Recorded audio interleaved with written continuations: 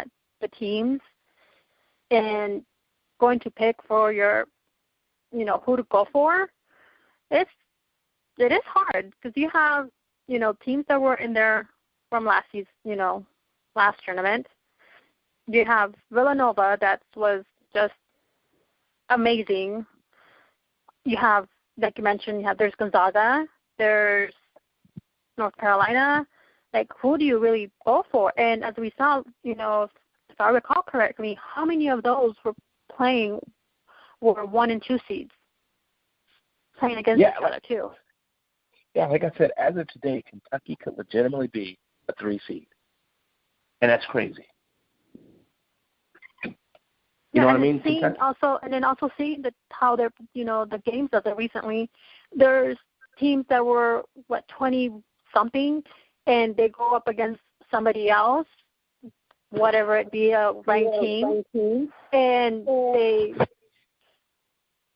they just come back and they win, they beat them, and then they jump up all the way to number 13 or 12, only for beating that one team. Is there's the way that these teams are playing and seeing how the rankings are going is like, I can't believe my eyes sometimes. What's really going to happen next, and who are you really going to root for, and who's going to make it to the end? Yeah. So, it's going to be fun. It's going to be fun. It is going to be fun. I think I might have a cardiac arrest this tournament. So, and then to top it off, the Final Four, and right in the backyard to top it off. So yeah, that's going to be even more fun. That is. I don't know what I'm going to do with myself. I better have, I don't know, something to resuscitate me. I hear you. Is there a surprise as you're seeing these basketball teams? Has there been a team that comes to your mind and they're the surprise of 2016 and oh my gosh, they've made it this far, or, they're in the top of the, the teams to go into the tournament and possibly even the Final Four? You know what? Not really, right? I mean, I always like Creighton and Xavier and Butler just because you never know. But the fun part about this is once those brackets come out, I think that's where everything starts to break down. Because if you have a bracket, like I said, Kentucky could be a 3 seed. So let's just say you have a bracket that has Villanova, UCLA, and Kentucky. Well, someone's going to have a bracket that's going to be a little bit easier. You know what I mean? So that's where you have to start parceling out these games. And then you want to see how these kids finish. You want to see how they finish the season. Then they get into their tournaments, which is really just a money grab, to be honest with you. And then you want to see those too, because let me tell you something. Those tournament games, not the big conferences as much unless there's an upset, but those conference games for like the MEAC and Ohio Valley, those games are great because Kentucky, North Carolina's getting in, Maryland's going to get in, Duke is going to get in. It's just a matter of seedings. But when you're in Ohio Valley and you won the regular season conference, but then you turn around and you lose in your own tournament, that just opens it up because only one of those teams usually are going to get in. And it just makes it so exciting. So to me, March Madness really starts not the week of March Madness, but that week before it when they start those conference title games. And I'm just really looking forward to that. It's going to be fun. I can tell you that. Yep. So can't wait. Being hard as it is already, so say, with the tournament, if you had to pick today going to the Final Four, if you had to lock it in, who would be your picks to the Final Four today? Villanova, Kansas. I know it can change. Villanova, Kansas, Louisville, and Oregon. Louisville, Kansas, Oregon, and who? Louisville. So Villanova, Kansas, Louisville, and Oregon. Okay. And I'd pick Villanova to repeat. Funny you should say that because that's a pick for them to repeat too. Yep. One of my other teams I do pick for going in is Gonzaga. They do put up a darn good fight. Not going to lie. So I'm excited to see them. Hopefully I would get to see Arizona in there. They always... Who?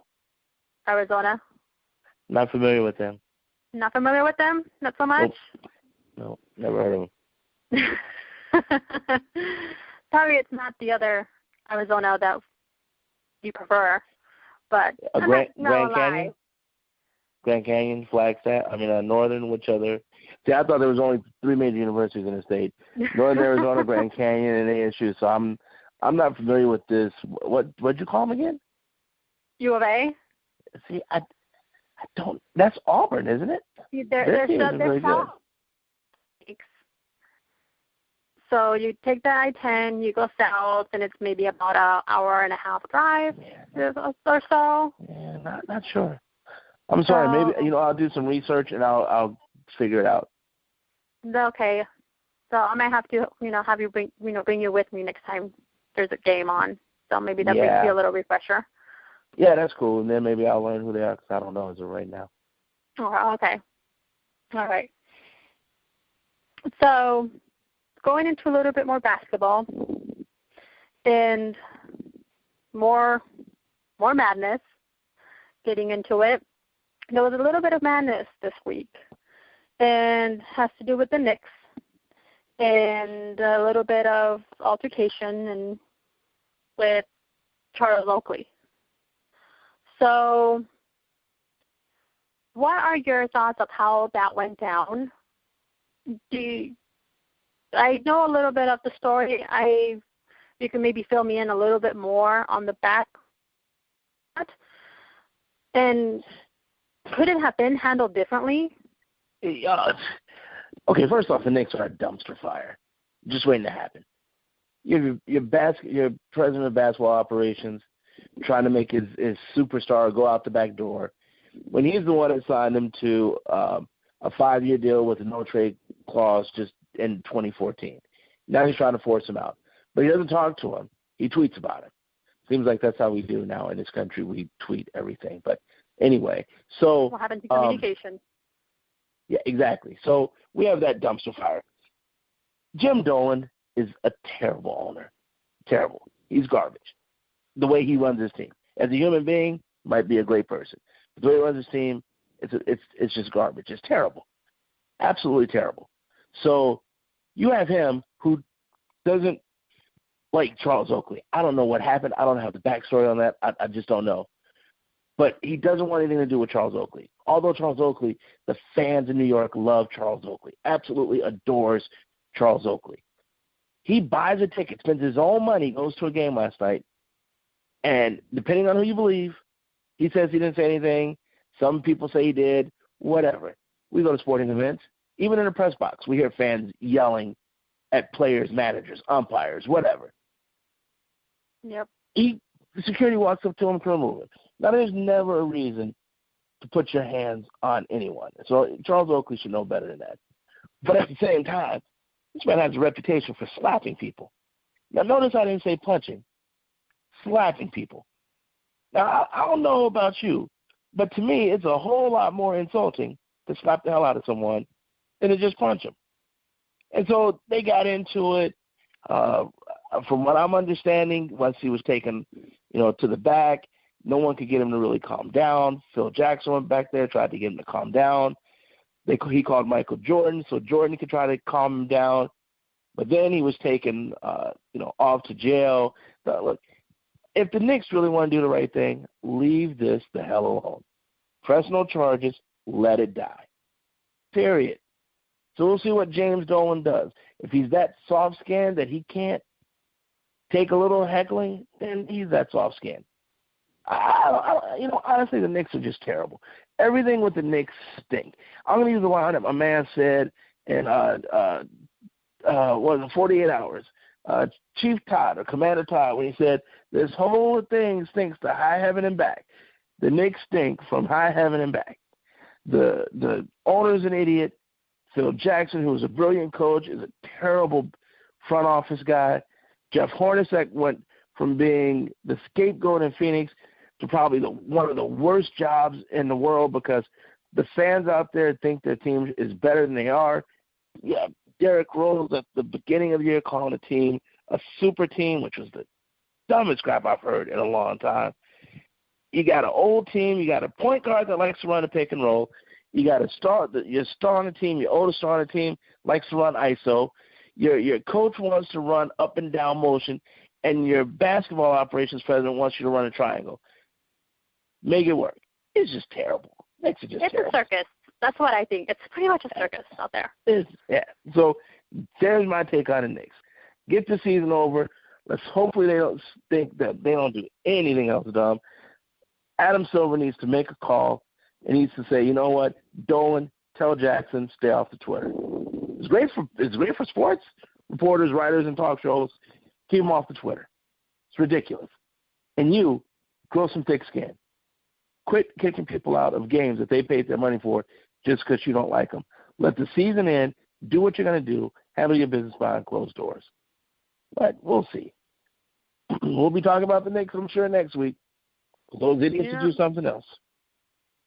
Yeah, I'm pretty sure with the season that the Knicks have had, not just only due to their basketball performance, but to the news and highlight the headlines and everything. So they've kind of been the headline of 2016 basketball. Yeah. It's garbage. And the Knicks they used to be a better team than what they are. And this year is just went down the hole. I don't know what's going on there. The players, different situation. Front office is, like you mentioned, I just don't know what to make of the whole thing. And then with this scenario, I'm just, I think it could have been handled differently. Okay, something, whatever happened, calling names or don't like the guy, that's not a reason to kick him out of the game. But if there's something more, handle it a little bit better. Don't bring attention. You brought attention, took attention away from the game and brought attention and made a big fuss and a big party out of this scenario. And, you made the news yet once again. For all the wrong reasons. And I'm going to tell you something. Exactly. Everyone talks about the Knicks, and the Knicks this and the Knicks that. Let's just be real. Let's just be honest. Let's be grown-ups and have a grown-up conversation about the Knicks. Knicks won a title last 44 years ago. They've been in two championship series in the last 44 years and lost them both. Once in 94, which then we remember them, but we remember the OJ chase even more than that.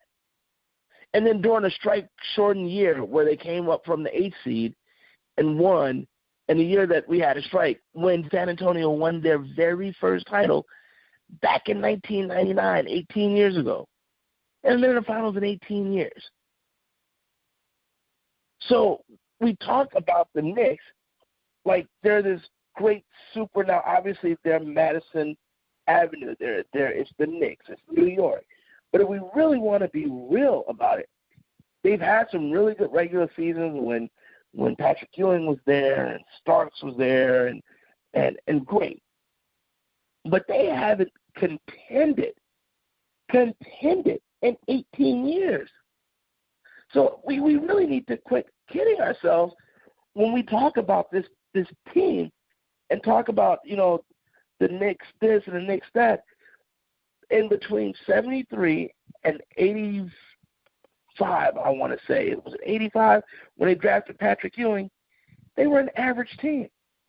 They had a Patrick Ewing run, and then when Patrick Ewing left, they went back to being an average team that would do what other teams in big markets could do, have a little bit of money, and have a couple good years in between to go back to being a bad team again.